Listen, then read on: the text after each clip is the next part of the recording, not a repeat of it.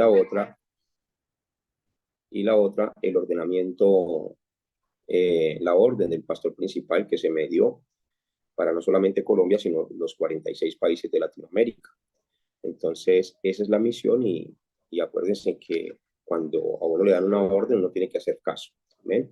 Pero quiero expresarles eso, los respeto a todos, sé que son personas con conocimiento también, sé que son personas que han estudiado bastante, pero la orden que me fue delegada es ayudar a organizar el evangelio en las iglesias, ayudar a organizar la vida que emana el evangelio en los ministros, en los pastores, en las pastoras, en los diferentes ministerios que Dios les ha entregado.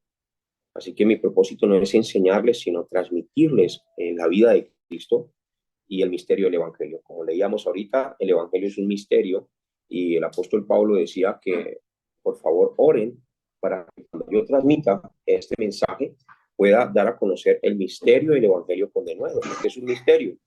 Si no se entiende el misterio, entonces no se va a explicar de la manera correcta. Si no se entiende el evangelio, vamos a pensar que el evangelio es vístete así, compórtate así, haz esto. Otros piensan que el evangelio es subir a Monserrate de rodillas, ya con las rodillas sangradas. Otros piensan que el evangelio es adorar imágenes. Otros piensan que el evangelio es ponerse camisa manga larga, camisa manga corta. Otros piensan que el evangelio es si no uses cadena o si usa una cadena. Ese no es el evangelio. El evangelio es Cristo y tengo que empezar a mirar realmente la historia bíblica para poder predicar no el proceso, sino poder predicar el objetivo. El objetivo. Recuerden que la historia de la Biblia en los 66 libros se demarca en tres partes: proceso, propósito y objetivo. Proceso, propósito y objetivo. ¿Ven? Tienes que anotar, por ejemplo, anotas una hojita. Ah, bueno, tú le anotas ahí, pero me hace el favor y se encarga de que pase los apuntes. Bueno, ok. Proceso, propósito y objetivo. Entonces, el proceso son los 4000 años de historia antes de Cristo, ¿sí? Que vino la vida sin ley, se podría decir, porque no había ley todavía, se viviera en la fe. Después vino la fe en Abraham, después vino la ley, ¿cierto? Y después vino Cristo. Entonces, el proceso del Antiguo Testamento nos muestra el mensaje que había de venir, ¿sí? El proceso de los evangelios nos muestra el cumplimiento del mensaje manifestado en carne propia. Y el proceso del libro de los Hechos, ¿sí? Son aquellos que tenían el mensaje muy claro y definido y que conocían el misterio del evangelio ahora sí y lo iban a llevar hasta lo último de la tierra. Recuerden que ni aun los eruditos, ni aun los sacerdotes de la ley, ni los escribas, ni los fariseos, ellos no entendían el evangelio. Eran personas muy estudiadas, pero no entendían el evangelio. Y quiero empezar con estos dos versículos que yo sé que va a abrir el corazón a las personas y les va a permitir estar más dispuestos a que si hay que cambiar algo, pues lo cambiamos, no hay problema.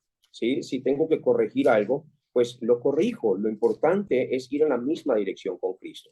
Yo nunca le voy a decir a usted no haga esto, no haga esto, no haga esto. Yo solamente voy a transmitir el mensaje y usted deje que el espíritu que hay en usted sea alimentado por las palabras del Señor Jesucristo que está transmitiendo el Espíritu Santo de Dios. Juan capítulo 3, vamos a ir a Juan capítulo 3, versículo 15. Había allí un hombre llamado Nicodemo, Juan capítulo 3, versículo 1 dice, había un hombre de los fariseos que se llamaba Nicodemo, un principal entre los judíos. Este vino a Jesús de noche y le dijo, Rabí, sabemos que has venido de Dios como maestro, porque nadie puede hacer estas señales que tú haces si no está Dios con él. Respondiendo Jesús le dijo, de cierto te digo, que el que no naciere de nuevo no puede ver el reino de Dios. Es impactante cómo el Señor Jesucristo frena de una manera muy respetuosa, de una manera muy sutil a un maestro. Generalmente hoy uno habla con un maestro y no, eso es mejor decirle a uno, no, Dios lo bendiga.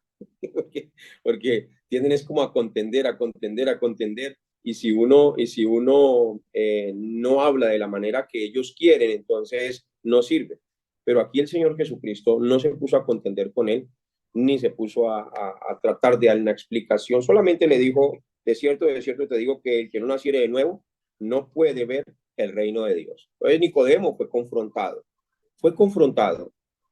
por el mismo Señor, pero hay algo que tenía Nicodemo. Nicodemo tenía humildad en su corazón, ¿sí? Y yo hablaba con mi esposa la semana pasada de un hombre, no voy a decir su nombre, pero hablaba y me sentía muy feliz porque yo le decía a mi esposa, mira la humildad de este hombre, de este pastor, mira la humildad para reconocer delante de todos y decir esas palabras. Yo me puse muy feliz, yo lloraba por este hombre. Y yo decía, gracias Señor, porque esos son los frutos del Evangelio. Las personas están empezando al conocerte, silencio por favor, las personas están empezando al conocerte, están empezando a ver a ver si la vida que están llevando ministerial está yendo en la dirección correcta o está yendo en la dirección incorrecta. Porque hay camino que al hombre le parece derecho, como decía el profeta, ¿cierto? Pero su fin es camino de muerte. Y cuando hablamos del camino, hablamos del camino de espiritual. La Biblia es espiritual. Entonces el profeta decía, hay camino que al hombre le parece derecho, pero su fin es camino de muerte. Por eso Jesús dijo en Juan 14:6, yo soy el camino, yo soy la verdad, yo soy la vida. Por eso el Padre que veía al pueblo de Israel lo veía sumergido en diferentes como doctrinas y enseñanzas, trataban de desviarse siempre. Le decía, sus caminos no son mis caminos, sus pensamientos tampoco son mis pensamientos. Decía, mis pensamientos son más altos que los cielos y más profundos que los mares. Entonces, ¿qué quiere Dios a través del mensaje de la Biblia? Que nosotros conozcamos realmente cuál es su deseo. La Biblia nos muestra un mensaje completo, un mensaje completo. La Biblia muestra el proceso, muestra el propósito y muestra el objetivo. ¿Cuál era entonces el proceso? Mostrarnos el mensaje en el Antiguo Testamento. ¿Cuál era el propósito? Que se cumpliera el mensaje del Antiguo Testamento. ¿Y cuál era el objetivo? Que se predicara el mensaje que fue predicado desde el Antiguo Testamento. Entonces, todo tiene que tener una unidad perfecta. La Biblia misma se responde todas las cosas. Cuando no entiendo cuál es el mensaje de la Biblia, ahí es cuando la teología empieza a ser muerta. Miren, en estos días, aquí hay unos guerreros, les voy a mostrar, a ver, presten mucha atención, voy a darle la vuelta a la cámara. Mira, aquí hay unos guerreros que estaban, mira, ahí está dos guerreras, una pastora, una evangelista, dos diáconos, mire, también estaban evangelizando, Pastor Beto, y ahí, todos ellos estaban ahorita evangelizando, estaban en el campo, acabaron de llegar. ¿Y qué ha despertado ese deseo de evangelismo? Las palabras de Cristo. Ni siquiera he tenido que hacer cosas como extrañas para que ellos hagan, no, solo les transmito las palabras de Cristo, solo les transmito las palabras de Cristo y las palabras de Cristo empiezan a tomar vida en ellos, como las personas que me han mandado fotos, han mandado muchas fotos y han visto las fotos que yo les he mandado al grupo, les he mandado muchas fotos. Ahora, algunos pelean, ay, se me está llenando el celular de fotos.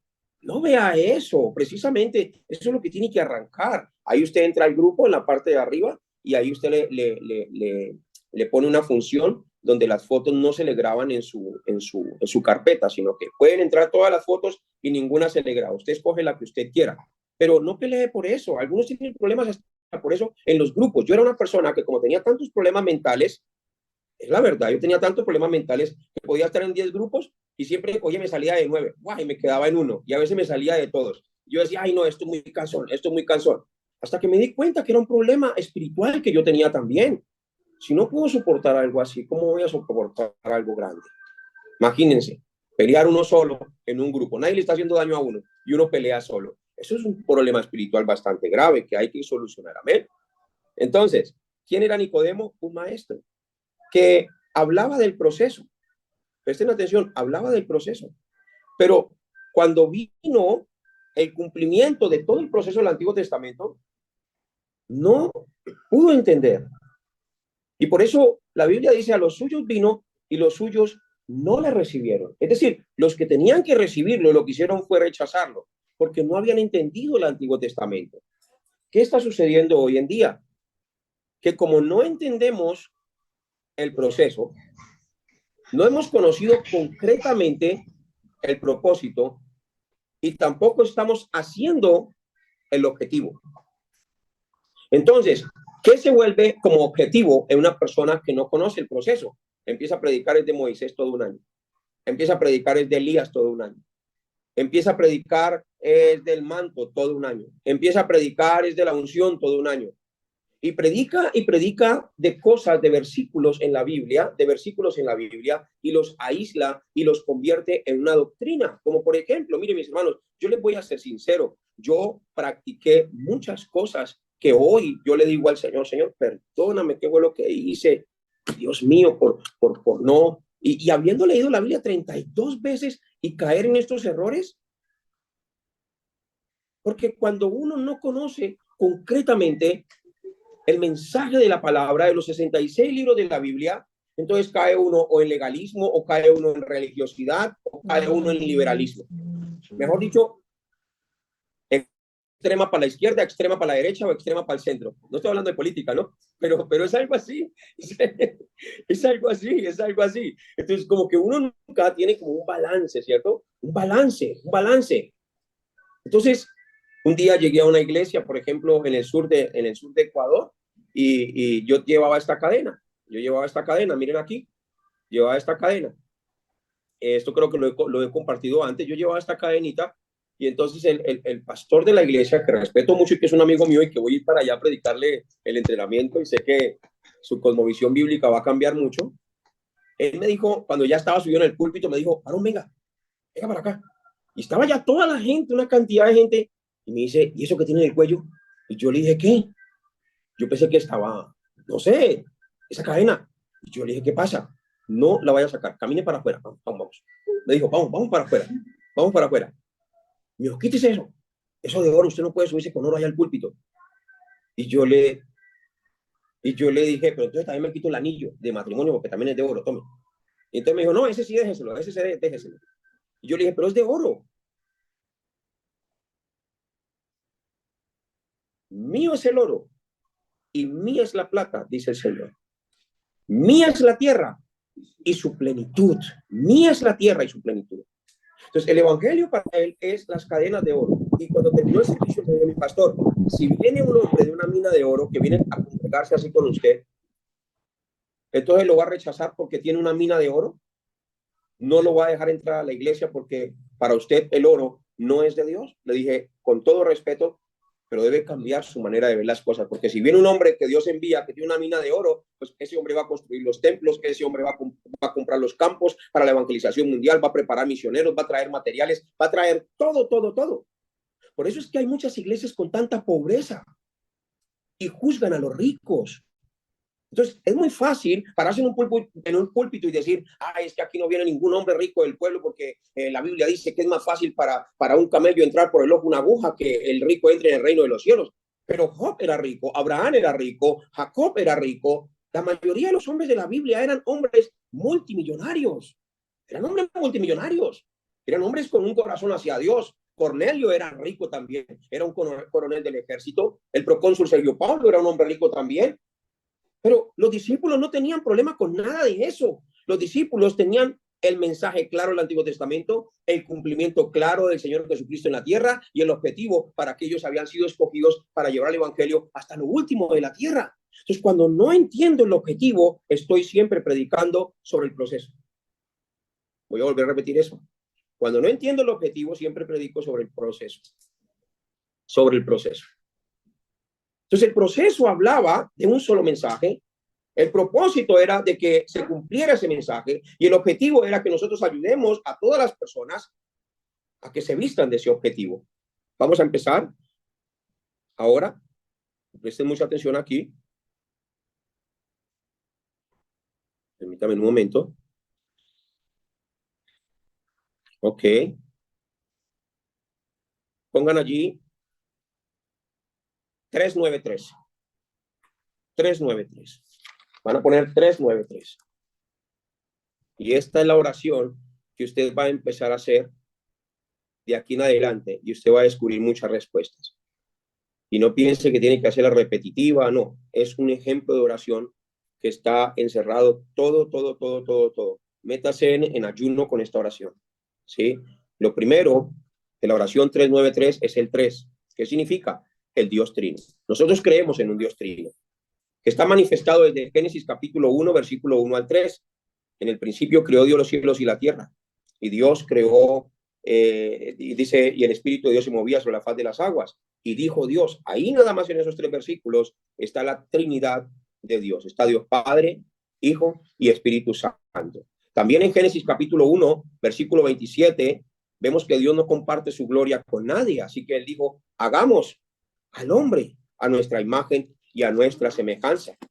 Y allí en Génesis también, capítulo 3, versículo 22, dice, y dijo Jehová Dios, he aquí el hombre es como uno de nosotros, sabiendo el bien y el mal. Así que cuando usted le diga, no, que es que estaba hablando con los ángeles, no, Dios no comparte su gloria con nadie. Estaba Dios Padre, Hijo y Espíritu Santo. Ahora, yo quiero que usted, por favor, prepare su corazón y lo disponga para que no manipule su mente, sino que la mente suya vea la claridad de los textos de la Escritura, de los textos de la Escritura.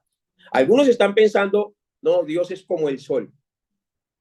Otros están pensando, no, Dios es como los componentes del agua y de líquido y de gaseoso. O sea, hacen unas comparaciones, pero la Biblia lo muestra muy claramente. Por ejemplo, si Dios dice que fue un pez lo que se tragó a Jonás, pues fue un pez y ya. Si Dios dice que fue un fruto, pues fue un fruto y ya, no le pongamos ni manzana ni nada. Tampoco eso nos va a llevar al cielo ni nos va a mandar para el infierno. Entonces, eso es lo que está sucediendo hoy en día, que las iglesias están peleando por una cosa, que las iglesias están peleando por otra, como las bodas de Canaán. Ahí andan todas las iglesias peleando todavía que si era vino fermentado, que si no era vino fermentado, que si era vino fermentado, que si no era vino fermentado. Y han pasado generaciones y escudriñando a ver si el vino es fermentado y si el vino no es fermentado. Esa historia habla del nuevo pacto. Esa historia habla de que el mejor vino ha sido separado para el final. ¿Y cuál es el mejor vino? Esa sangre derramada por nuestro Señor Jesucristo. Por eso es importante que las historias de la Biblia no las aislemos del marco de Jesucristo. Siempre nuestro marco de los 66 libros es Jesucristo. Y no es algo que yo haya querido, sino que es algo que el mismo Padre quiso, que escuchemos a su Hijo. Este es mi Hijo amado en quien yo tengo complacencia. ¿Qué estaba diciendo? Miren a mi Hijo, observen a mi Hijo, aprendan de mi Hijo. No me pueden ver a mí porque yo soy espíritu. Nadie me ha visto jamás. Pero Cristo me representa. ¿Por qué? Porque Cristo es la imagen del Dios invisible. Por eso Juan capítulo 14, versículos 7, 8 y 9, allí había una conversación con Felipe. ¿Y qué dijo el Señor Jesucristo? Le dijo a Felipe, Felipe, el que me ha visto a mí, ha visto al Padre. ¿Qué le estaba diciendo? Cuando tú miras mi amor, entonces conoces el amor del Padre. Cuando tú miras mi deseo, entonces sabes para qué me envió el Padre. Cuando miras todo lo que yo estoy haciendo y todo lo que yo estoy predicando y todo lo que estoy obedeciendo, entonces puedes entender cuál es la voluntad del Padre. ¿Por qué muchos no conocen al Padre? Simplemente hablando, porque no conocen al Hijo. Por eso es importante que entendamos la historia del Dios Trino. Cuando hablamos de la historia del Dios Trino, estamos hablando de la obra maestra. La obra maestra. El propósito de Dios en el Antiguo Testamento. Por ejemplo, en Génesis capítulo 11, versículo 7, dice, ahora pues, descendamos y confundamos allí su lengua para que ninguno entienda el habla de su compañero. No le estaba hablando a los ángeles. A ver, ¿alguien quitó el perdón?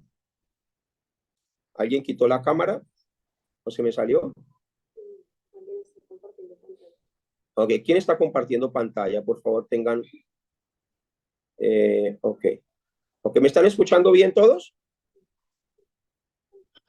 Sí, señor. Sí, señor. Ok, muy bien. Por favor, tengan cuidado, no saquen la cámara, porque a veces se pueden a presionarle cosas y lo que hacen es compartir pantalla. Entonces, Génesis capítulo 11, versículo 7, allí dice, ahora pues descendamos y confundamos allí su lengua. Ahí estaba hablando Dios Trino, Padre, Hijo y Espíritu Santo. Nosotros tenemos que estar muy arraigados en que no caigamos en confusiones pensando que solamente es Jesucristo. Ojo aquí, para aquellos que de pronto estaban un poquito nerviosos todavía y llegaron hasta ahora y pensaban que nosotros éramos como personas que creemos solamente en Jesús. No, nosotros creemos en el Santo Padre, Santo Hijo y Santo Espíritu. Amén. Pero no tratamos de darle a esto como una confusión extraña. Tratamos de transmitir lo que dice la Sagrada Escritura. ¿Dónde viene la confusión? La interpretación bíblica no es una interpretación privada, es simplemente, es la palabra de Dios para que la entiendan todas las personas. Amén. Todas las personas que han recibido a Cristo. Primera de Timoteo, capítulo 3, versículo 16, dice que el tema de la Trinidad no es algo para discutir. Dice, e indiscutiblemente grande es el misterio de la deidad, de la piedad. Dios fue manifestado en carne, justificado en el Espíritu, visto a los ángeles, predicado a los gentiles, creído en el mundo, recibido arriba en gloria. Es algo indiscutible. Usted se puede poner a discutir con otra persona y decir, no, mire, es que Dios es como esta botella, ahí está la agüita por dentro, después está el plástico y después está la tapa. Es un Dios trino. Otros dicen, no, es que Dios es como uno, porque uno es un ser tripartito, yo estoy compuesto de cuerpo, alma y espíritu. Esa era la explicación que yo daba, pero entonces yo me imaginaba un cuerpo y me imaginaba el alma saliendo para un lado y el espíritu saliendo para otro, y era la manera en que yo lo creía, era la manera en que yo lo miraba. ¿Por qué? Porque no quería tampoco pensarlo de otra forma. Entonces, lo mejor es tomarlo de la manera que lo dice las Sagradas Escrituras. La manera que lo dice las Sagradas Escrituras. Algunos piensan que la Trinidad es como el cuerpo, que están así unidos y están metidos tres en uno, ¿sí? Para otros es uno, es un equipo de tres, es para otros, ¿sí? Es decir, son tres, pero estos tres cumplen la misma función, van en la misma dirección, cumplen con el mismo propósito, ninguno se contradice, sino que van siempre en la misma dirección. Algunos lo explican como un equipo de fútbol, ¿sí? ¿Cuántos son en un equipo de fútbol? 11, ¿cierto? Son 11 en un equipo de fútbol, pero todos pelean, bueno, algunos sí pelean, todos juegan como si fueran uno solo. Entonces, debemos poner mucha atención realmente cómo yo estoy mirando esto, pero eso tampoco ni te va a salvar ni te va a mandar para el infierno, pero sí debes tener claridad de que Dios es un Dios trino, que es Dios Padre, Hijo y Espíritu Santo. ¿Me estoy haciendo entender? Isaías capítulo 48, el profeta Isaías habla acerca de la Trinidad en el versículo 16 y dice, acercaos a mí, oíd esto. Desde el principio no hablé en secreto. Desde que eso se hizo, allí estaba yo. Y ahora me envió Jehová el Señor y su Espíritu. Ahí está hablando también de la Santísima Trinidad. Segunda de Corintios capítulo 13, versículo 14. Miren lo que dice Segunda de Corintios capítulo 13. Segunda de Corintios capítulo 13. Apágalo por favor o ponle en modo avión. Segunda de Corintios capítulo 13, versículo 14. Ay, no, perdón. Espérate, estoy todavía. Dice así: la gracia del Señor Jesucristo, el amor de Dios y la comunión del Espíritu Santo. ¿Cuántos están allí? 3. Dice, sea con todos vosotros. Así que la doctrina de la Trinidad es algo que realmente es muy bíblico y es algo que nosotros tenemos que estar grabados en nuestro corazón. Mateo capítulo 3, versículo 13 al 17, habla también allí de la Trinidad, cuando Jesús fue llevado a ser bautizado. ¿Qué sucedió allí con el Señor Jesucristo? Bueno, él entró al agua y cuando estaba siendo sumergido, dice que cuando iba saliendo del agua, una voz del cielo dijo, este es mi Hijo amado en que yo tengo complacencia, y vino el Espíritu Santo en forma de paloma. Así es que debemos ver la Trinidad. Por ejemplo, Mateo capítulo 27, versículo 46. Allí el Señor Jesucristo, cuando estaba en la cruz, no estaba haciendo un monólogo, no estaba haciendo una obra de teatro, no estaba hablando por hablar, como algunos dicen, no, es que se estaba hablando a sí mismo. Hay algunas personas que quieren violar la mente de las personas y decir, no, es que cuando Jesús estaba aquí en la cruz, él se estaba hablando a sí mismo, se estaba hablando a sí mismo. No, él estaba diciendo, Elí, Elí, lama sabactaní, Padre mío, ¿por qué me has abandonado? Cuando nos dio la orden de llevar el evangelio hasta lo último de la tierra, en Mateo capítulo 28, versículo 18 al 20, él dijo, toda potestad me fue dada en el cielo y en la tierra. Por tanto, id y haced discípulos a todas las naciones, bautizándolos en el nombre del Padre, en el nombre del Hijo y en el nombre del Espíritu Santo, y enseñen las cosas que yo les he mandado. Entonces, ¿qué teníamos que enseñar? Pues que bauticen también en el nombre del Padre, del Hijo y del Espíritu Santo cuando hagan los discípulos. Romanos capítulo 9, Romanos capítulo 9, en el versículo 4 y 5, allí lo dice muy claramente. Dice de esta manera, que son israelitas, de los cuales son la adopción, la gloria, el pacto, la promulgación de la ley, el culto y las promesas de quienes son los patriarcas y de los cuales según la carne vino Cristo, el cual es Dios sobre todas las cosas, bendito sea el nombre del Señor. Cristo, diga conmigo, Cristo es la obra maestra del Dios Trino. Cristo es su oficio. Jesús es su nombre. Voy a volver a repetir eso. Cristo es su oficio. Jesús es su nombre. Segunda de Corintios, primera de Juan capítulo 5, versículo 7, primera de Juan 5, 7, dice, porque tres son los que dan testimonio en el cielo, el Padre, el Verbo y el Espíritu, y estos tres son uno solo. Entonces, ¿qué vemos? ¿Qué vemos sobre el Dios Trino? La obra maestra. El Dios Trino preparó Cristo, Santo Padre, Santo Hijo, Santo Espíritu. ¿Qué preparó Cristo? Aquí usted va a empezar a entender el misterio del Evangelio. Jesús tenía que venir a la tierra. El Hijo de Dios tenía que venir a la tierra. Pero tenía que venir a cumplir tres oficios muy importantes.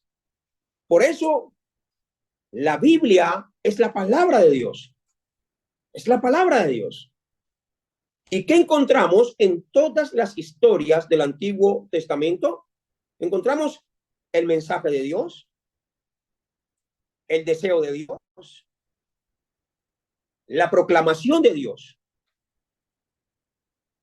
Encontramos el proceso de Dios, el objetivo de Dios, la sombra que había de venir. El Antiguo Testamento es la sombra que había de venir. Por eso Dios Padre proclamó la palabra. Dios Padre proclamó la palabra. Génesis capítulo 3, versículo 15. Dijo que la simiente de la mujer heriría la cabeza de la serpiente y la serpiente heriría el calcañar. ¿De qué estaba hablando allí Dios Padre? Estaba hablando de la muerte, la sepultura y la resurrección del Señor Jesucristo. A través del sacrificio, Cristo le quitaría la autoridad. No mataría a Satanás, sino que le quitaría la autoridad. Es decir, la autoridad como cabeza aquí en la tierra. ¿Estoy haciendo entender? Pero ¿qué iba a hacer el diablo? La simiente de la serpiente. ¿Qué iba a hacer? ¿Qué iba a hacer? ¿Qué iba a hacer la serpiente? Iba a herir el calcañar, es decir, aquí por el lado donde está el tobillo. Ahí está el calcañar. Alguna persona puede morir porque de pronto le peguen ahí en el calcañar. ¿Cuántas veces nos han pegado en el calcañar a nosotros? Muchas veces hasta en un partido de fútbol nos han pegado en el calcañar, pero lo más que le han hecho es vendarle el pie a una persona. ¿Qué quería decir esto? Que por más de que a Cristo trataran de matarlo, trataran de escarnecerlo, trataran de triturarlo, el diablo no lo podía matar, porque él es Dios y tenía su plan perfecto. Entonces, Dios desde el principio, Dios Padre, está proclamando la palabra. Génesis capítulo 3, versículo 15, y en Génesis capítulo 3, versículo 21, mostró cómo debía ser. Tenía que haber un sacrificio con un derramamiento de sangre. Por eso, Adán y Eva que se tapaban con hojitas, eso representa allí las soluciones de los seres humanos, la religión, las falsas filosofías y las buenas obras. Y esas hojitas siempre se secan y hay que cambiarlas por otras, siempre se secan y hay que cambiarlas por otras. Pero ¿qué hizo Dios Padre? cogió y hizo un sacrificio, hubo un derramamiento de sangre y vistió a Adán y a Eva, cumpliendo Juan capítulo 3, versículo 16. Porque de tal manera amó Dios al mundo que ha dado su Hijo unigénito para que todo aquel que en él crea no se pierda, mas tenga vida eterna. Dios mismo tenía que ofrecer ese sacrificio. Dios mismo tenía que mandar a que ese sacrificio tuviera un derramamiento de sangre.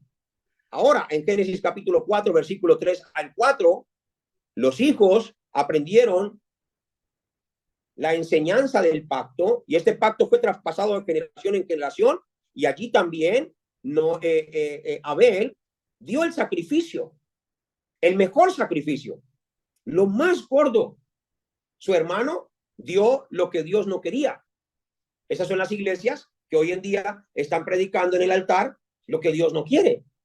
Pero esas iglesias que están predicando lo que Dios no quiere, piensan que eso es lo que quiere Dios. Piensan que eso es lo que quiere Dios. Piensan que es con hojitas. Piensan que es con falsas filosofías que no son según Cristo. O piensan que es por algún tipo de obra o algún tipo de ritualismo. Hagamos esto y hagamos aquello y entonces vamos a tener más santidad, vamos a tener más santidad, vamos a tener más santidad. El único que puede dar santidad es Cristo a través de su Santo Espíritu. Él es el que puede dar la santidad. Hoy escribía, una persona separada de Dios está en pecado. Una persona que camina juntamente con Dios y disfruta de Manuel y sigue a Jesucristo está en santidad. Es así de sencillo. No hay que complicarlo. No hay que complicarlo. El que camina con Cristo, en la misma dirección con Cristo, ese vive en santidad. Pero hay personas que piensan que están santificadas y están santificadas y están santificadas y no están haciendo lo que Cristo les mandó a hacer, no están hablando lo que Cristo les mandó a predicar. Esas personas realmente están en pecado. Porque el mayor pecado no es hacer, el mayor pecado es no hacer la voluntad del Padre que está en los cielos. ¿Y cuál es la voluntad del Padre? Que las almas se salven. Hoy ustedes vienen llenos de la santidad de Dios. ¿Por qué vienen llenos de la santidad de Dios? Porque estuvieron en el campo evangelizando. El Espíritu de Dios estaba sobre ustedes. Estaban haciendo lo que Jesucristo les mandó a hacer. ¿Tenían tiempo para pensar en pecado? ¿Tenían tiempo para pensar en cosas malas? Entonces la verdadera santidad está en que nos concentremos en disfrutar de la obra que Cristo nos mandó a llevar a cabo. ¿Y por qué hay algunas personas que luchan para tener santidad? Porque no han entendido que la santidad la da el Espíritu Santo de Dios. ¿Cuál era el alimento? ¿Cuál era el alimento del Señor Jesucristo? El alimento del Señor Jesucristo, dijo cuando estaba allí con la mujer samaritana, es hacer la voluntad del que me envió. Ese es mi alimento, que haga la voluntad del que me envió. Pero el alimento de los discípulos en ese momento con la mujer samaritana era ir a comer algo, porque tenían hambre. Para ellos era más importante la comida, lo físico, las hojitas, la vida religiosa. Vamos a seguir a Jesús, pero no nos importan las almas. Eso es una vida de religión. Pero luego criticamos a los católicos, criticamos a los testigos de Jehová, criticamos a los mormones, criticamos a los musulmanes, criticamos a todos los criticamos. Cuando venimos a conocer a Cristo y a mirar la vida de Cristo, resulta que tampoco estamos haciendo lo mismo. Entonces, ¿qué estamos viviendo? Una religión también. Una religión también. Debemos tener mucho cuidado. ¿Por qué? Porque pecado es lo que no va en la misma dirección con Cristo. Eso es pecado. El mensaje fue dado desde el principio. Allí Abel sacrificó el cordero, lo mejor, y Caín ofreció lo que él quería. En el altar no se puede ofrecer lo que uno quiere, lo que uno piensa. A mí me parece que este mensaje va a ser bonito, este mensaje los va a impactar. Ya no preparen mensajes para impactar a nadie. Arranquen eso. Ya no preparen mensajes para tratar de moverle las emociones a alguien. Arranque eso también. ¿Qué debe hacer usted? Preparar los mensajes que tengan la voz del buen pastor. Porque cuando las ovejas oyen la voz del buen pastor, dice el Señor, ellas vienen a mí. Cuando usted empiece a predicar la voz de Cristo, las ovejas van a venir solas, van a venir solas, van a venir solas. Ya no hay que presionarlas, van a venir solas porque están escuchando la voz del buen pastor. Pero la persona que tiene la voz del buen pastor debe parecerse al buen pastor y estar vestido de la imagen de Cristo. ¿Qué tenía Cristo? Oración. ¿Qué tenía Cristo? Ayuno. ¿Qué tenía Cristo? Consagración. Entonces las personas que vienen a la iglesia deben sentir esa confianza de que a la persona que están escuchando realmente dicen, wow, mi pastor está vestido de la imagen de Cristo. Siento una confianza hacia él. Siento que él es una persona que realmente está llena de Dios. Está llena de Dios. Y mire, yo les digo una cosa, ustedes pueden tener errores, pero si están llenos de Dios, van a ver más a Dios en ustedes que sus mismos errores. Así es, se los puedo asegurar. Es de esa manera. No sé si me estoy haciendo entender. Entonces, en Génesis capítulo 6, Dios también proclamó el mensaje de salvación. Versículo 14. Ese mensaje del arca era para salvar a la humanidad. En Génesis capítulo 14, versículo 18, Abraham también sabía lo que representaba la muerte, la sepultura y la resurrección de Cristo. Por eso estaban allí compartiendo el pan y el vino. Ya se estaba hablando del evangelio de salvación, el que traería bendición sobre la vida de Abraham, que era el padre de la fe. Allí en Génesis capítulo 22, versículo 1 al 14, está el mensaje del evangelio donde Isaac tenía que morir, pero apareció el carnero para el holocausto, para el sacrificio. En vez de morir Isaac, murió el carnero.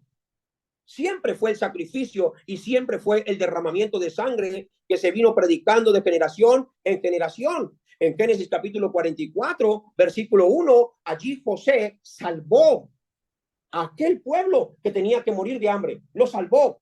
Que había acumulado la semilla del evangelio y venían sus hermanos y venían los de su pueblo y les cargaba allí los burritos y les cargaba allí los animales de carga y les mandaba esos costales llenos. ¿Por qué? Porque el que se encuentra con el discípulo verdadero que le entrega el evangelio siempre se va a ir lleno de lo que Dios le ha entregado. Así es el evangelio verdadero. Así es la manera en que Dios quiere que nosotros hagamos las cosas. En Éxodo capítulo 3, versículo 18, después de 400 años de esclavitud, Dios mostró la solución. ¿Cuál era? El sacrificio. Le dijo a Moisés, ve y le dices a Faraón, en Éxodo 3, 18, dile a Faraón que deje salir a mi pueblo para que me ofrezca los sacrificios en el desierto. Dios le estaba diciendo a Moisés, vaya, dígales que vengan y me ofrezcan los sacrificios. Era el derramamiento de sangre, el sacrificio. ¿Y qué sucedió en Éxodo capítulo 12, versículo 12 al 14? Allí se sacrificó el cordero y el mismo diablo, el mismo faraón, los sacó corriendo de Egipto y les entregó toda la riqueza y les entregó todo el dinero. Porque cuando una persona empieza a moverse con el evangelio, pues se le restaura la economía también. Se quebrantan las maldiciones. Se quebranta todo lo malo, todo lo oscuro, toda la tiniebla. Se convierte en una nueva criatura. ¿Y qué siguió después de que fue liberado de allí, de ese proceso? Los pasó por debajo de las aguas.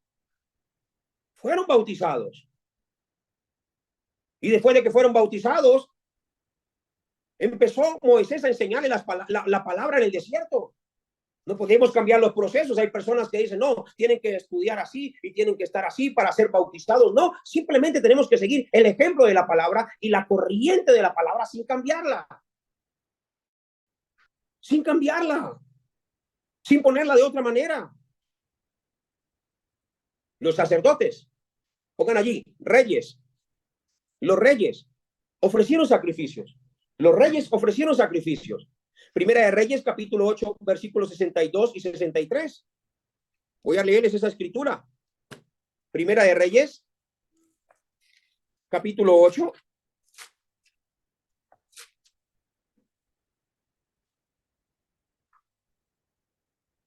Alguien que me regale un poquito de agua, por favor.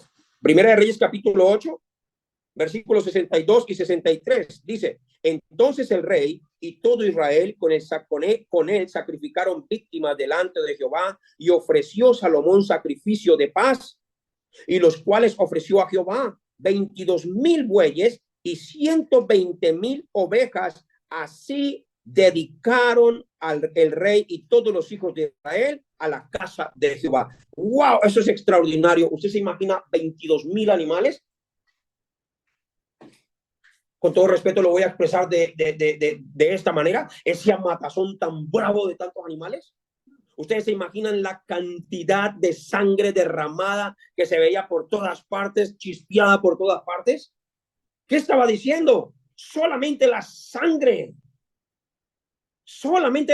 la respuesta a la solución de todos los problemas a través de esa muerte. Apaguen los micrófonos, por favor. Solamente la sangre. Imagínense ustedes 22,000 animales derramando sangre. ¿Cuánta sangre derramaron? ¿Dónde iban a caber los carrotanques de tanta sangre? De tanta sangre, de tanta sangre. ¿Cuál es este mensaje? Ni aún los carrotanques de todo el planeta pueden limpiarle esos pecados que ustedes tienen. Ni aún 22,000 animales, ni aún 40,000, ni aún millones y millones y millones y millones de animales pueden acabar con el pecado original, con el pecado del principio.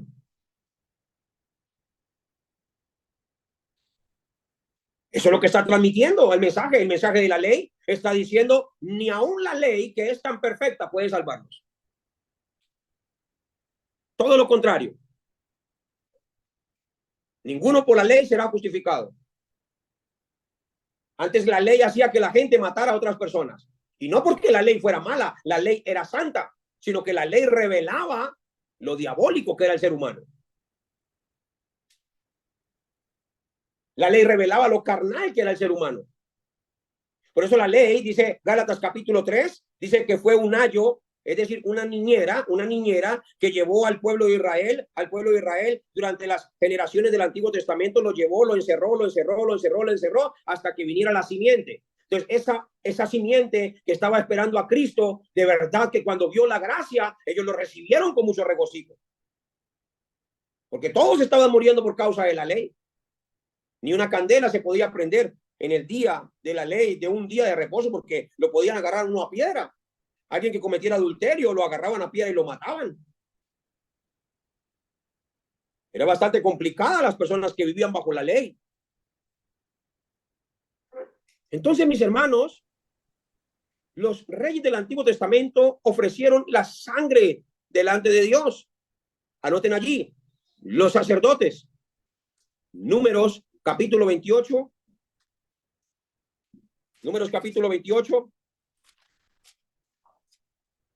Versículo 25 dice, Números capítulo 28, versículo 25 al 31, dice, y el séptimo día tendréis santa convocación, ninguna obra de siervos haréis. Además, el día de las primicias, cuando presentéis ofrenda nueva a Jehová, en vuestra semana tendréis santa convocación, ninguna obra de siervos haréis. Y ofreceréis en holocausto un olor grato a Jehová, 2 becerros de la vacada, un carnero, 7 corderos de un año, y la ofrenda de ellos flor de harina amasada con aceite de 3 décimas, con cada becerro 2 décimas, con cada carnero y con cada uno de los 7 corderos 1 décima. Y un macho cabrío para hacer expiación por vosotros. Los ofreceréis además del holocausto continuo con sus ofrendas, y sus libaciones serán sin defecto. Todo tenía que ser ofrecido sin defecto. Los reyes ofrecían sacrificios para tratar de salvar al pueblo. Los sacerdotes ofrecían sacrificios para tratar de salvar al pueblo. Y los profetas, vamos a leer segunda de Samuel.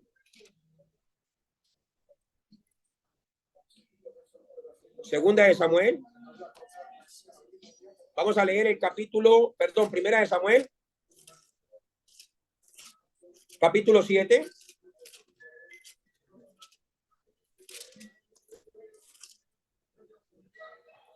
En el versículo 9. Primera de Samuel, capítulo 7, versículo 9. Desde el versículo 8 dice, entonces dijeron los hijos de Israel a Samuel, no ceses de clamar por nosotros a Jehová nuestro Dios, para que nos guarde de la mano de los filisteos. Y Samuel tomó un cordero, ahí está otra vez el sacrificio, y Samuel tomó un cordero de leche y lo sacrificó entero en holocausto a Jehová, y clamó Samuel a Jehová por Israel, y Jehová le oyó. Y aconteció que mientras Samuel sacrificaba el cordero, los filisteos llegaron para pelear con los hijos de Israel, mas Jehová tronó aquel día con gran estruendo sobre los filisteos y los atemorizó, y fueron vencidos delante de Israel. ¿Qué hizo el cordero? Destruyó las obras de Satanás. ¿Qué hizo el cordero en el tiempo de Moisés? Destruyó las obras de Satanás. ¿Qué hizo el Cordero en el tiempo de Samuel? Destruyó las obras de Satanás. ¿Qué hizo el arca en el tiempo de Noé? Salvó a la familia y a todos los animales de la tierra. ¿Qué hizo el Cordero en el tiempo de Abraham? Salvó al hijo de Abraham. Siempre el mensaje ha sido la salvación. ¿Qué hizo la semilla que recogió José en los graneros? Salvó al pueblo de Israel para que no murieran de hambre. Siempre el mensaje fue la salvación, la salvación, la salvación. En Génesis, en Éxodos, en Números, en Levíticos, en Deuteronomios, en todos los libros de la Biblia, siempre el mensaje fue: salva a mi pueblo. Salva a mi pueblo. Salva a mi pueblo. Dios te está diciendo hoy a ti: salva a mi pueblo. Salva a mi pueblo. Iglesia es los que van hacia afuera a salvar al pueblo, no es los que se encierran allí y se quedan todo el tiempo allí, es los que van hacia afuera y salvan al pueblo. Eso es iglesia. Es un cuerpo vivo, es un cuerpo en movimiento que salva al pueblo escogido por Dios. Presten mucha atención aquí. Los que se salvaron allí del Éxodo, dice que se salvaron todos sin que faltara ninguno de ellos.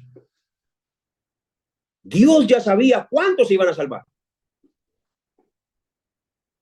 Por eso es importante que entendamos el plan absoluto de Dios. Le voy a hacer estas preguntas. ¿Ustedes ya saben?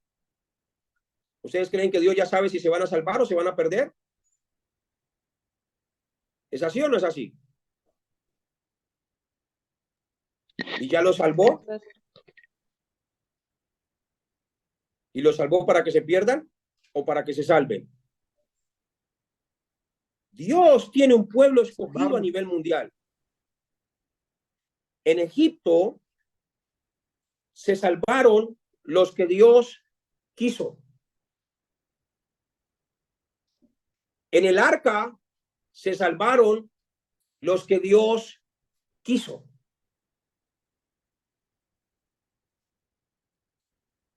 Por eso llamamos el plan perfecto de Dios, desde el principio hasta el fin. Todo lo conoce.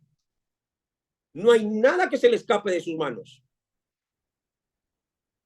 Él sabe lo que estás haciendo allí con la cámara apagada.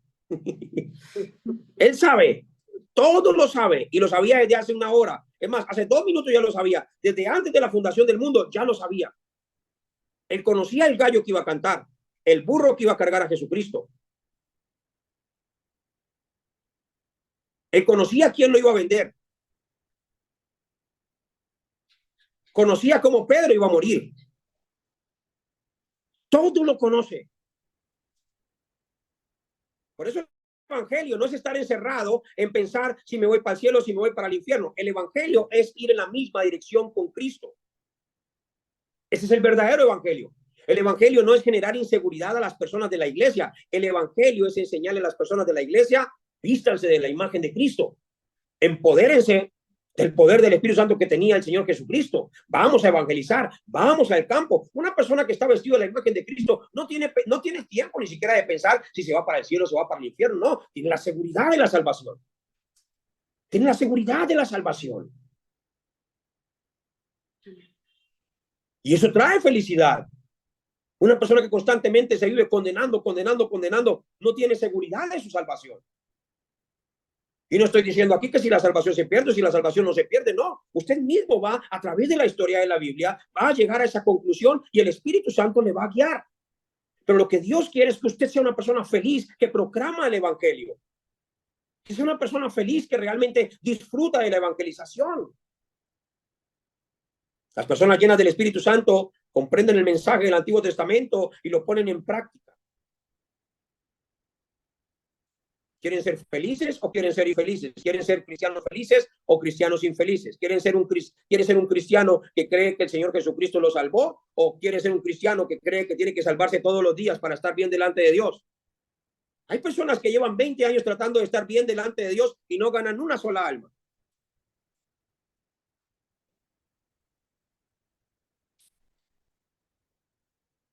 hacen milagros,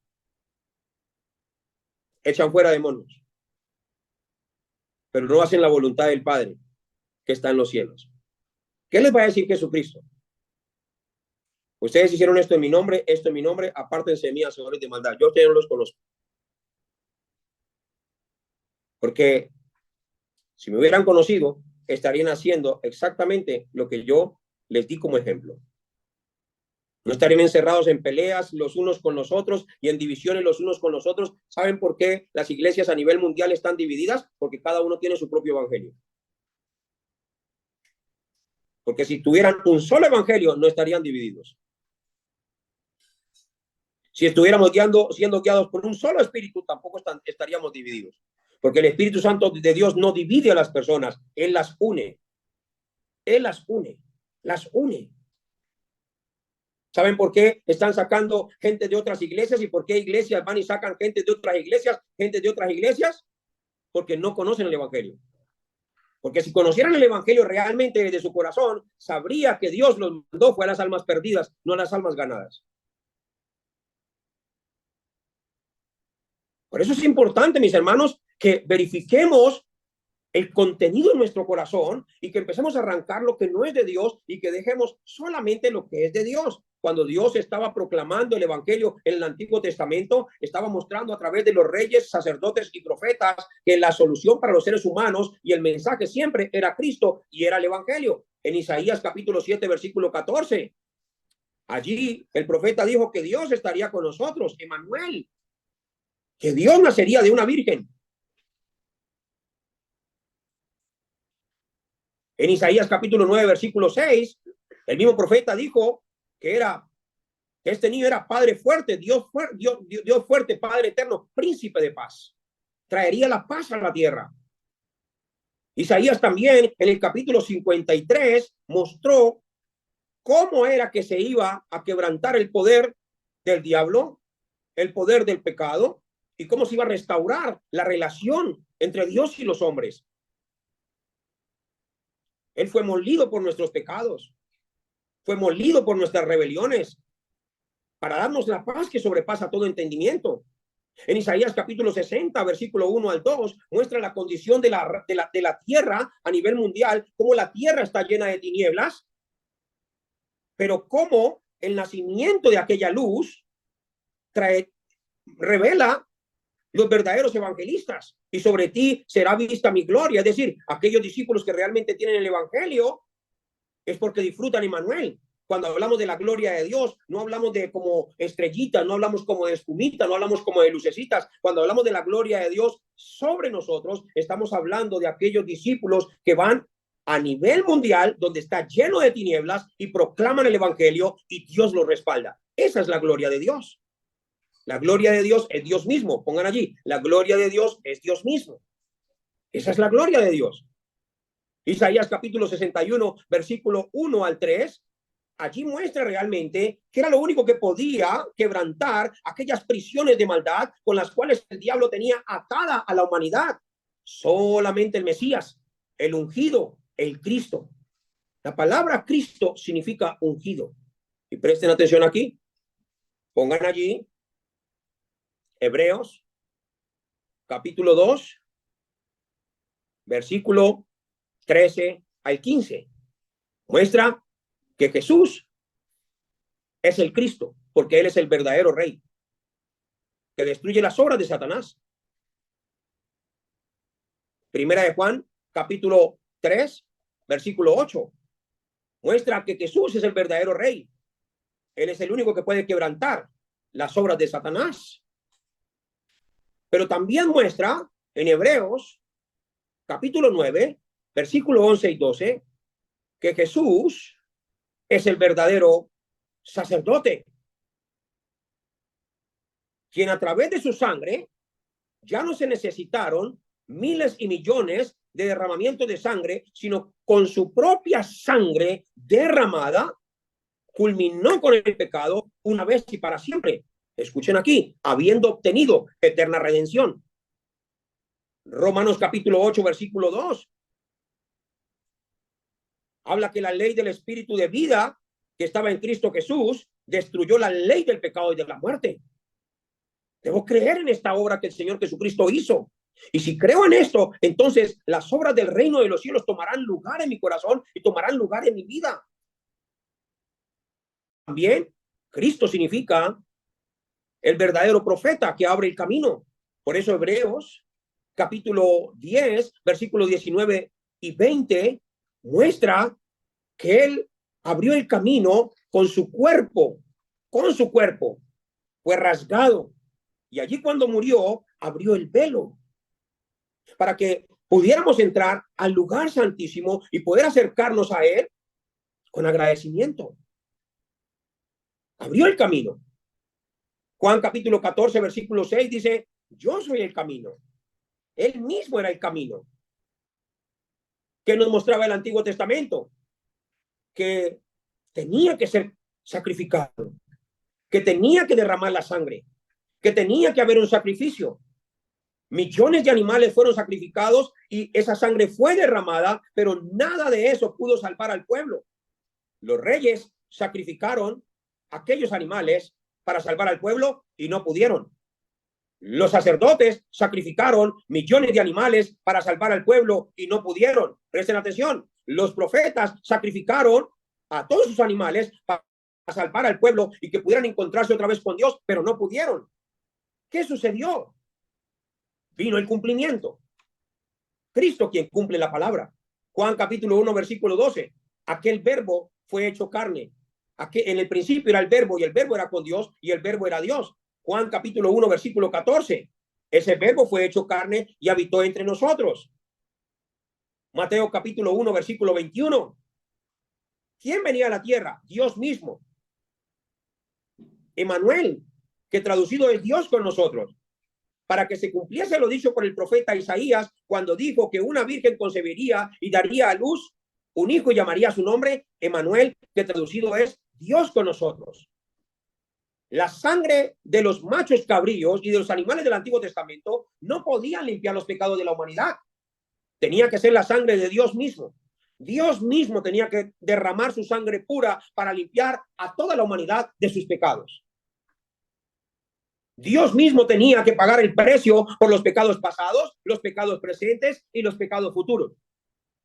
Ah, no, pastor, el Señor no pudo haber pagado el precio por los pecados futuros. Claro que pagó el precio por los pecados futuros. ¿Cómo se van a arrepentir las próximas generaciones que vienen después de nosotros? Tiene que estar la sangre derramada del Señor Jesucristo y el precio del pecado pagado completamente para que ellos puedan arrepentirse delante de Dios y poder tener eterna salvación, eterna redención. Entonces el Señor Jesucristo vino a dar el cumplimiento del Antiguo Testamento, de la sombra que había de venir, de la historia de 4000 años, del mensaje verdadero. Él vino y lo cumplió. Por eso allí en Mateo capítulo 16, Mateo capítulo 16 dice, versículo 21, él mismo habló del mensaje. Dijo, desde entonces comenzó Jesús a declarar a sus discípulos que le era necesario ir a Jerusalén y padecer mucho de los ancianos y de los principales sacerdotes y de los escribas y ser muerto y resucitar al tercer día. Él mismo estaba hablando. ¿Qué hacían en el Antiguo Testamento? Sacrificaban los animales. ¿Qué vino él a hacer? A morir por nosotros. Es decir, él vino a cumplir todo el mensaje de los 39 libros de la Biblia. Todo el mensaje del Antiguo Testamento lo vino a cumplir en él. Y cuando logró poner el madero en su espalda, en Juan capítulo 19, versículo 30 dice, después de haber bebido vinagre, dijo, consumado es. Y habiendo dicho esto, entregó su espíritu. ¿Qué quiere decir? Que estaba cumpliendo todo lo que fue escrito de él en el Antiguo Testamento.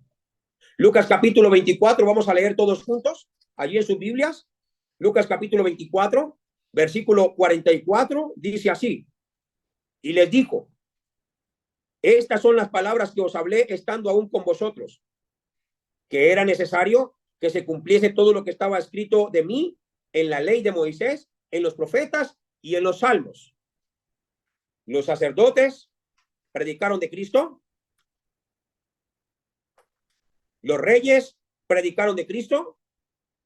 Y los profetas predicaron de Cristo. Todo el Antiguo Testamento predicó a Cristo. ¿Qué dice Juan capítulo 20? Juan 20:30. Dice de esta manera. Juan 20:31. Pero estas se han escrito para que creáis que Jesús es el Cristo, el Hijo del Dios viviente, y para que creyendo tengáis vida en su nombre. Mateo capítulo 16, versículo 16. Cuando Pedro dice, tú eres el Cristo, el Hijo del Dios viviente, estaba diciendo Pedro, tú eres el verdadero rey que destruye las obras de Satanás. Tú eres el verdadero sacerdote que perdona el pecado. Tú eres el verdadero profeta que abre camino para venir a restaurar nuestra vida con Dios. ¿Qué estaba diciendo Pedro? Tú eres el Mesías que nosotros estamos esperando. Tú eres el ungido de Dios. Juan el Bautista lo reconoció y dijo, ese es el Cordero de Dios que quita el pecado del mundo. Él lo reconoció. Entonces, cuando Pedro ve quién es Jesús y se da cuenta que Jesús era el que venía a cumplir el oficio de Cristo, él dijo, él es el único que nos puede salvar. Prácticamente Pedro estaba haciendo su confesión y estaba diciendo, tú eres el único que puede salvar mi vida. Y en ese momento que creyó que Jesús era el Cristo, entonces dice la Escritura en el versículo 17, que Jesús le respondió, bienaventurado eres, Simón, hijo de Jonás, porque no te lo reveló carne ni sangre, sino mi Padre que está en los cielos.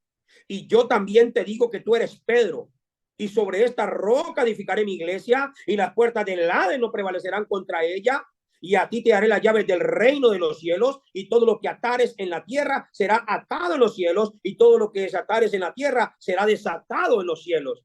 Le estaba devolviendo la autoridad, le estaba devolviendo la imagen, le estaba devolviendo la bendición, le estaba devolviendo el gobierno, le estaba devolviendo la imagen original por haber entendido que Jesús es el Cristo, el Hijo del Dios viviente. Descubrir que Jesús es el Cristo no es un tema de cuánto dinero tengo, cuántos títulos tengo, cuánto he estudiado, cuánta teología o escatología entiendo. No es un tema de en qué barrio vivo. Ellos llevaban ya casi 3 años andando con Jesús. Descubrir que Jesús es el Cristo es la revelación de que he conocido a Jesús. Escuchen aquí. Una persona que empieza a conocer a Jesús y empieza a conocer a Jesús y empieza a conocer a Jesús y a escuchar a Jesús y a escuchar a Jesús y a ver a Jesús en las Sagradas Escrituras por todas partes, llega un momento en que su corazón le hace clic, hace clic el corazón.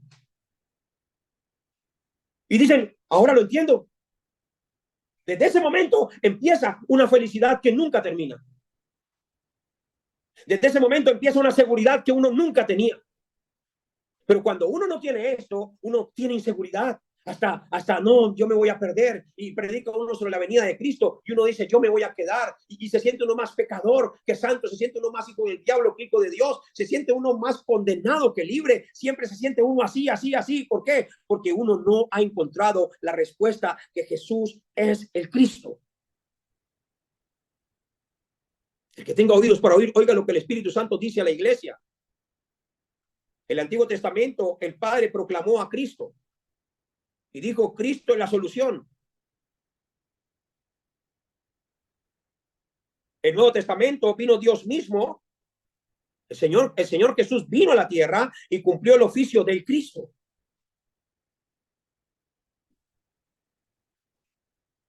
Mateo capítulo 1.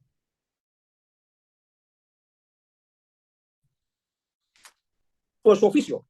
Versículo 16. Y Jacob engendró a José, marido de María, de la cual nació Jesús llamado el Cristo.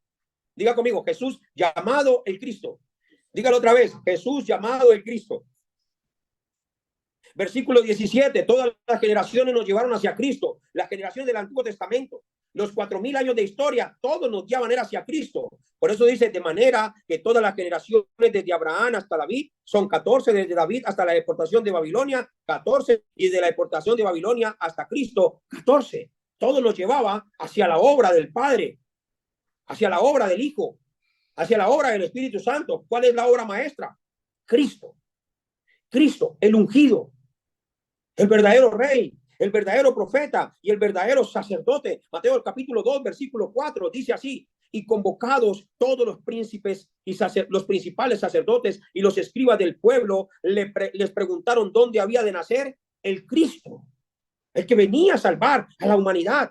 Mateo capítulo 16, versículo 16, Pedro dijo, tú eres el Cristo, el Hijo del Dios viviente. Hechos capítulo 2. Hechos capítulo 2, versículo 30 dice, pero siendo profeta y sabiendo que con juramento Dios le había juramentado que de su descendencia en cuanto a la carne levantaría al Cristo para que se sentase en su trono. Versículo 36, Pedro predicando lleno del Espíritu Santo, dijo, sepa pues ciertísimamente toda la casa de Israel que a este Jesús, a quien vosotros crucificasteis, Dios le ha hecho Señor y Cristo. El que tenga oídos para oír, oiga lo que el Espíritu Santo dice a la iglesia. Presten mucha atención. Estaban llenos de Cristo, sabían que Cristo era la única solución. Así que el Padre proclamó la palabra del Padre. El Hijo vino a dar cumplimiento de esta palabra, pero el Espíritu Santo tenía que venir a nosotros, porque era la única manera de poder entender el Antiguo Testamento, y era la única manera de poder entender el plan absoluto de Dios. Por eso cuando Él vino a la tierra, dice Juan capítulo 14, versículo 16, vino para estar con nosotros para siempre, para siempre. Juan 14, 16, pongan atención por favor, vino para estar con nosotros para siempre.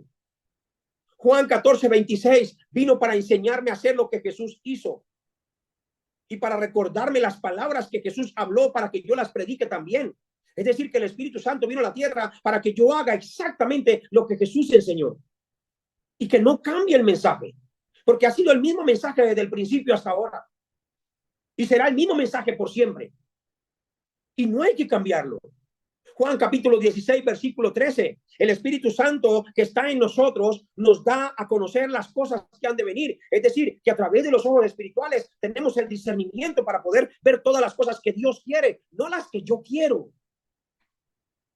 No las que yo quiero. Tenemos los ojos espirituales para ver lo que Cristo ve. Tenemos la mente de Cristo para pensar como Cristo piensa. Así es. Esta es la manera en que vino el Espíritu Santo de Dios. En Hechos capítulo 1, versículo 8, el Espíritu Santo vino para llenarnos de poder, para que nos convirtamos en testigos de Jesucristo. Es decir, para que hablemos de lo que Jesucristo hizo. ¿Estamos aquí todos? En Hechos capítulo 2, versículo 1 al 3, después de haber estado en oración durante 10 días y recibiendo entrenamiento de 40 días con el Señor Jesucristo, escuchando sus palabras, vinieron las obras y las señales del Espíritu Santo de Dios sobre sus vidas, fueron llenos de la lengua de fuego. Hay muchas personas que a través de las palabras del Señor Jesucristo en la teología que están estudiando en las mañanas y en estas clases, sus lenguas están siendo llenas de fuego y están saliendo a las calles. No pueden callar, no pueden callar. Tienen que sacar todo esto que Dios les está dando. No callaré, dijo el profeta. No callaré. Así tiene que ser una persona llena del Espíritu Santo. ¿Quién más recibió la lengua de fuego en el Antiguo Testamento? Isaías capítulo 6. Le pusieron un carbón encendido en su boca y cuando vino esa lengua de fuego, vino el Pentecostés sobre su vida. Dios preguntó, ¿a quién enviaré? ¿Y qué dijo Isaías? Señor, heme aquí, envíame a mí. Envíame a mí. No envía a otros, no, envíame a mí. Las personas que están llenas del Espíritu Santo también están llenas de la palabra. Pero es una persona que no está preparada con el mensaje. Jesús le dijo a sus discípulos, no digan a nadie que yo soy Jesús el Cristo. En Mateo capítulo 16, versículo 21, les dijo, no digan a nadie que yo soy Jesús el Cristo. ¿Por qué les estaba diciendo eso? Porque en 3 versículos más adelante, Jesús le iba a decir a Pedro, apártate de mí, Satanás, porque tú no buscas las cosas de Dios, sino las de los hombres. Le estaba diciendo, si usted predica a Cristo en este momento, usted lo va a hacer, es para ganar plata. Usted lo va a hacer, es para ganar fama. Usted lo va a hacer, es para ganar falso éxito. Arranque primero eso. Y entonces predique. Que no tenga ninguna otra motivación. Que su motivación no sea la posición, que su motivación no sea una corbata en un púlpito, que su motivación no sea un falso éxito, una posición, que su motivación no sea una espaldadita, una palmada en la espalda, que su motivación no sea nada de eso, que su única motivación sea la misma motivación desde las almas remanentes, a los niños, salvar las próximas generaciones. Esa debe ser la única motivación. No debo tener más motivaciones. Solo Cristo. Así tiene que ser. En Hechos capítulo 3, versículo 1 al 5, vinieron los milagros, estaban llenos del Espíritu Santo de Dios. Pero Pedro le dijo, no tengo plata ni oro, pero en el nombre mío, levántate y anda. ¿Eso dijo Pedro? Dijo, en el nombre mío, levántate y anda. Digo, en el nombre de Jesucristo, levántate y anda. ¿De qué estaba lleno Pedro? De Cristo. De lo que tengo te doy, de lo que tengo te doy, de lo que tengo te doy. Si yo tengo legalismo, doy de legalismo. Si yo tengo una falsa doctrina, doy una falsa doctrina. Pero si yo tengo a Cristo y tengo el contenido de Cristo y estoy vestido de la imagen de Cristo, pues voy a dar Cristo. Voy a predicar a Cristo. Hechos capítulo 6, versículo 1 al 8. El Espíritu Santo vino también para guiarlos a escoger al equipo de la iglesia.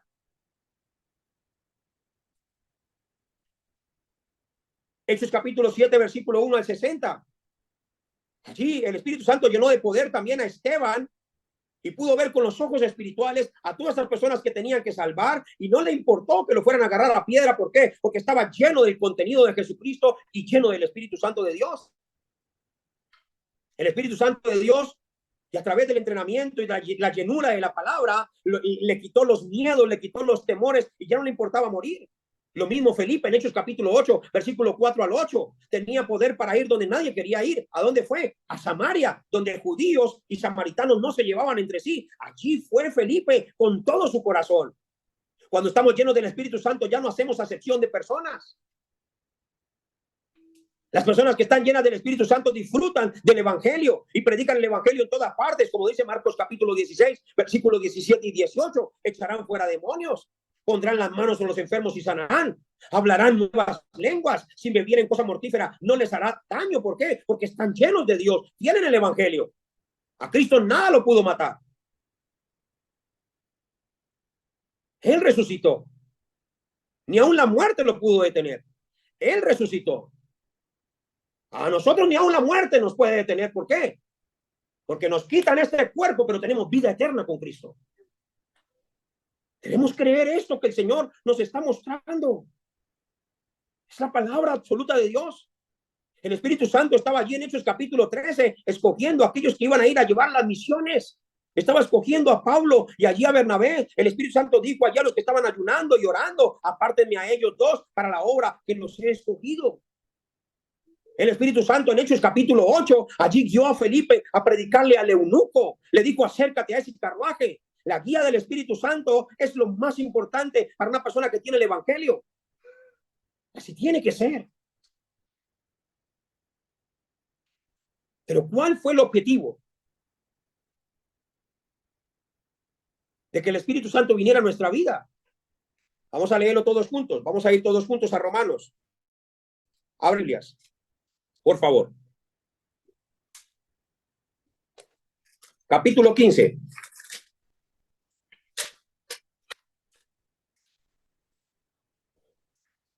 Romanos capítulo 15.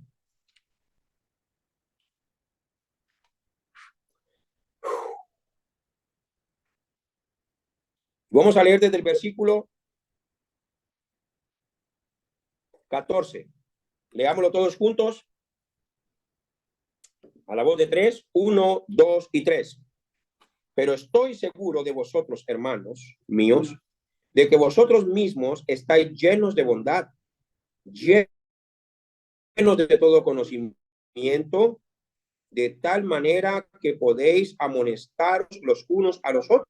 Mas os he escrito, hermanos, en parte con atrevimiento, como para haceros recordar por la gracia que de Dios me es dada, para ser ministro de Jesucristo a los gentiles, ministrando el evangelio de Dios, para que los gentiles les sean ofrenda agradable, santificada por el Espíritu Santo. Atención aquí. Tengo pues de qué gloriarme en Cristo Jesús, en lo que a Dios se refiere, porque no osaría hablar sino de lo que Cristo ha hecho por medio de mí para la obediencia de los gentiles con la palabra y con las obras. Versículo 19. Con potencia de señales y prodigios en el poder del Espíritu de Dios, de manera que desde Jerusalén y por los alrededores hasta Lírico, todo lo he llenado del Evangelio. Estaba lleno del Espíritu Santo para llenar todos los lugares del Evangelio. Diga conmigo, recibió el poder del Espíritu Santo para llenar todos los lugares del Evangelio. Ahora dice el versículo 20. Atención, el que tiene el contenido correcto, es decir, el que tiene el Evangelio y el que está lleno del Espíritu Santo, no necesita robarse ni un alma de otra iglesia. Escuchen aquí, el que tenga oídos para oír, oiga lo que el Espíritu Santo dice a la iglesia. El que tiene el Evangelio no necesita robarse almas de otra iglesia. ¿Por qué? Porque el que tiene el Evangelio tiene el poder para salvar las almas. No le da miedo ir a predicar el Evangelio. Y cuando predica el Evangelio, las personas se convierten de verdad. Pero el que no tiene el Evangelio, pica un alma de aquí, pica un alma de aquí, ven, te invito a mi iglesia que allí es mejor, ven, nunca has venido a mi iglesia, y hasta usan mentiras y están llenos de maldad porque dicen, usted no le ha orado a Dios para ver si tiene que estar en mi iglesia. Eso es pura maldad, pura maldad. Y esas personas dicen, no, usted venga de para acá porque aquí está así la verdadera iglesia y tampoco tiene el Evangelio. No se parecen a Cristo, no hablan como Cristo, no tienen el amor de Cristo, solo es criticadera, criticadera, envidia, envidia, contienda, contienda. Miran a las personas así como desde arriba hacia abajo. Como miraba a la gente, cómo miraba a Cristo a la gente, cómo amaba a Cristo a la gente. Es una iglesia que no tiene el Evangelio, sino que está encerrada de legalismo, trata a las ovejas de hipócritas. Oigan, ustedes parecen víboras, víboras, sepulcros blanqueados. No, Jesús le decía eso, no a las ovejas que lo seguían. Jesús le decía eso, era a aquellos pastores de aquella época que eran llamados fariseos, que querían matarlo a él, porque lo escuchaban a él. Dice el versículo 20. Y de esta manera me esforcé a predicar el Evangelio, no donde Cristo ya hubiese sido nombrado, para no edificar sobre fundamento ajeno, sino como está escrito, aquellos a quienes nunca les fue anunciado acerca de él, verán, y los que nunca han oído de él, entenderán. Diga conmigo, Señor, gracias te doy por estas palabras. Desde ahora en adelante mi enfoque es llevar el Evangelio a aquellos que nunca te hayan escuchado, Señor. Desde ahora en adelante, Señor, quiero tener este mensaje del Evangelio claro en mi corazón. El mensaje que me has hablado hoy en toda la Biblia ha sido el sacrificio. Y vi a través de este mensaje cómo el Antiguo Testamento, el Padre habló de ti, de que tú vendrías a la tierra, mi Señor Jesús. Y también aprendí cómo en el Nuevo Testamento, en el libro de los Evangelios, pude entender cómo tú viniste a la tierra, mi Señor Jesús, a cumplir el oficio del Cristo, que significa el verdadero rey, el verdadero sacerdote y el verdadero profeta, porque los profetas, sacerdotes y reyes del Antiguo Testamento, ellos trataron de salvar a la gente y los podían salvar naturalmente, físicamente, pero no espiritualmente. Pero tú viniste a vencer la ley del pecado y de la muerte.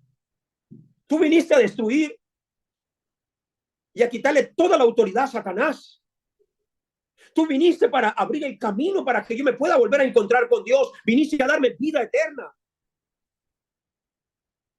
Viniste a sacarme del tormento, de la oscuridad, para llevarme a la luz admirable, para devolverme la verdadera felicidad que es estar juntamente contigo, así como Adán y Eva estaban en el huerto del Edén, que lo tenían todo, que eran verdaderamente felices. Por eso oramos en el nombre de Jesús de Nazaret para que el evangelio, Señor, que has proclamado desde el Antiguo Testamento, desde la antigüedad de la historia y que ha sido manifestado hace 2000 años atrás y que ha sido encargado, Padre Santo, Señor, a través del poder de tu Santo Espíritu, que podamos llevarlo hasta lo último de la tierra. Que nuestros ojos estén las 237, las 237 naciones y que en nuestras mentes estén las 5000 tribus, Señor. Muchas gracias, precioso Rey. Te alabamos, te bendecimos y te glorificamos en el nombre de Jesús, el Cristo que está vivo. Amén y amén. Amén. Amén, amén, amén, amén. Voy a tomar la fotico y hacemos un foro.